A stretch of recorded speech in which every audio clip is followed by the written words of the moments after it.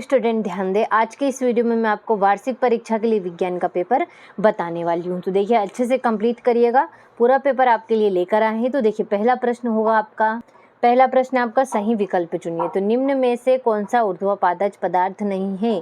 तो नमक, boron, silicon, germanium इत्यादि है। तो उपधातुएं हैं।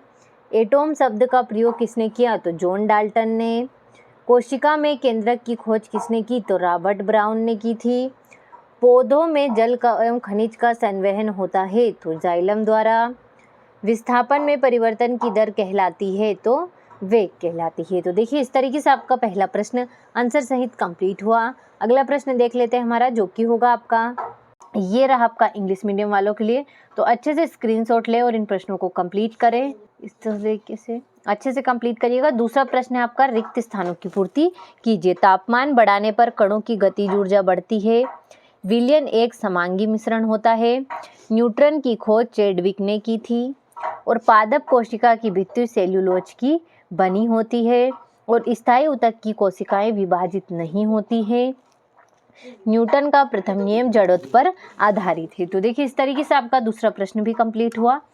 ये रहा आपका इंग्लिश मीडियम वालों के लिए। तो अच्छे से कंप्लीट करिएगा स्क्रीनशॉट के माध्यम से। अगला प्रश्न हमारा देख लेते हैं, जो कि होगा तीसरा प्रश्न आपका, सही जोड़ी लिखिए। तो तापमान का मात्रक तो केल्विन। जेल तो जेली पनीर मक्खन। कार्बन तो होगा आपका सी। केंद्रक तो इसका होगा कोशिका नियंत्रण कक्ष। आँख की पलक तो होगा आपका ऐच्छिक पेशी व अनैच्छिक पेशी। और दूध में शुद्धता की जांच तो होगा आपका लेक्टोमीटर। तो देखिए इस तरीके से आपका तीसरा प्रश्न कंप्लीट हुआ। ये रहा आपका इंग्लिश मीडियम वालों के लिए। तो अच्छे से स्क्रीनशॉट के माध्यम से कंप्लीट करिएगा। अगला है आपका चौथा प्रश्न है, एक वाक्य में उत्तर दीजिए। तो हमारे आसपास द्रव कितनी अवस्था में विद्यमान होता है? तो 3। एक ही प्रकार के कणों से बनने वाले पदार्थ को क्या कहते हैं? तो शुद्ध पदार्थ।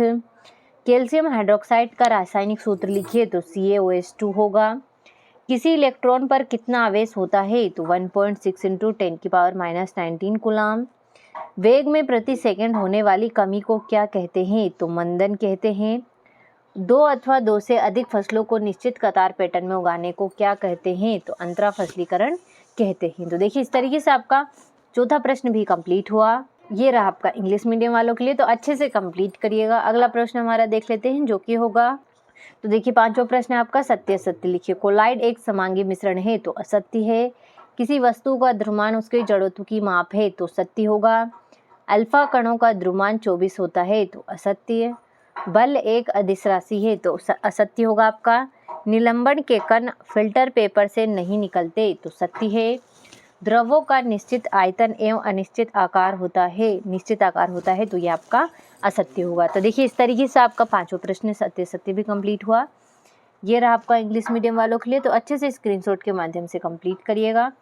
छठवां प्रश्न हो गया आपका, सातवां हो गया, आठवां प्रश्न, ये हो गया आपका नौवां प्रश्न, 10वां, 11वां। इस तरीके से इन प्रश्नों को अच्छे से स्क्रीनशॉट ले और कंप्लीट करिएगा। हूबहू यही प्रश्न आपको परीक्षा हॉल में देखने को मिलने वाले हैं। तो बिना किसी डाउट के कंप्लीट करिए। ये हो गया आपका 18वां, 19वां हो गया, 20वां हो गया, 21वां हो गया, और ये हो गया आपका 22वां और 23वां। तो देखिए इस तरीके से आपको कुल 23 प्रश्न देखने को मिलने वाले हैं। तो बिना किसी डाउट के इन सभी प्रश्नों को कंप्लीट करिएगा।